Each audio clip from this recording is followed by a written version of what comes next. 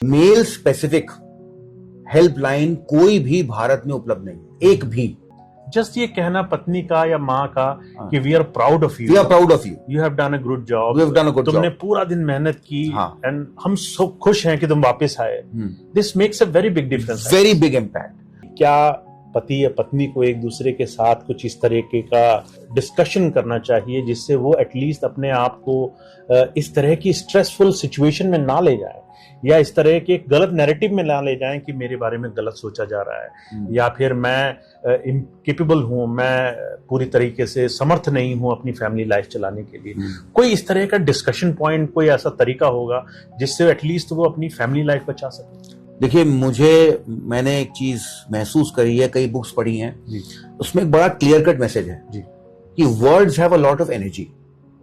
तो जो आपके घर का व्यक्ति है, जो पुरुष है, उसको अगर आप ढांढस दें, उसको आप इनकरेज करें, शाम को आए तो आप उसको ग्रीट करें और उसको महसूस कराएं कि he is really doing a great job and he is taking care of the family.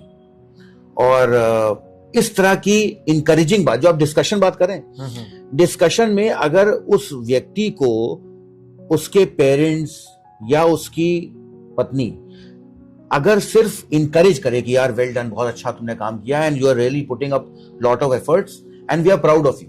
Unfortunately हमारे कल्चर में अपने घर वालों को अप्रिशिएट करने का ट्रेंड नहीं।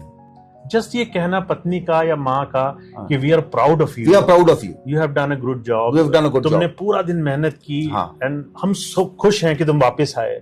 This makes a very big difference, very big impact. और अगर आप वो बंदा फिर आपसे खुलेगा अपनी समस्याएं, instead of going to a counselor और some kind of a help, going to some friend, he would find a counselor in the family itself. वो अपने घर वालों से बताएगा अपनी चिंताओं को, क्योंकि उसको पता है कि जो व्यक्ति दूसरी ओर खड़ा हुआ है वो मेरी बात को सुनेगा और मेरी समस्याओं का, भले हो सकता है उसके पास हल ना हो, लेकिन वो अपने शब्दों से मुझे कुछ सुकून देगा। बहुत सारे अलग अलग क्षेत्रों में समाज के अलग अलग लोगों के लिए हेल्पलाइंस हैं, उनकी हेल्प है, उनको बहुत सारा सपोर्ट किया जाता है।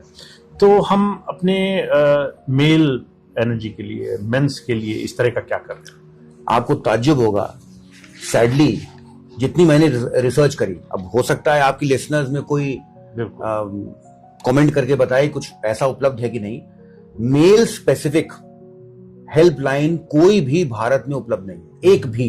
ये बड़ी दुर्भाग्यपूर्ण बात है और बड़ी ही सरप्राइजिंग बात है। हमारे खुद के शहर में, लखनऊ में 1090 चौराहा है। 1090 वो नंबर है जिसमें कोई भी महिला फोन करके अपनी हेल्प ले सकती है, लेकिन पुरुषों के लिए कोई नंबर नहीं। ये बड़ा ही दुर्भाग्यपूर्ण बात है और मैं इस पॉडकास्ट के माध्यम से अगर कोई ऐसे लिसनर्स हों जो इस प्रकार की कुछ पहल कर पाए तो I would be very happy.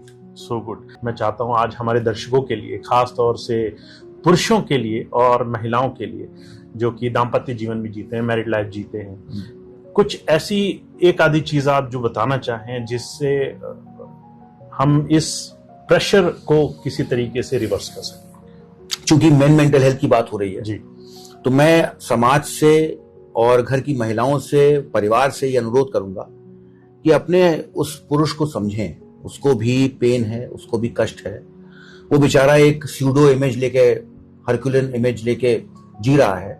और कई बार आपको खुद पहल करनी चाहिए, उससे पूछने की, कंधे पे हाथ रखने की, भाई कोई समस्या हो, कोई परेशानी हो, हम तुम्हारे परिवार के लोग हैं, अगर कुछ हो तो बताओ, शेयर करो। तो we need to reach out to them, क्योंकि वो because of their toxic masculinity, जो मैंने पहला बोला था, कई बार आपको अपनी समस्याओं को नहीं बताएंगे भी नहीं बताएंगे। So everybody needs support irrespective of gender. Everybody needs loving words, everybody needs encouraging words, and everybody needs someone who can hear their pain, listen to their pain,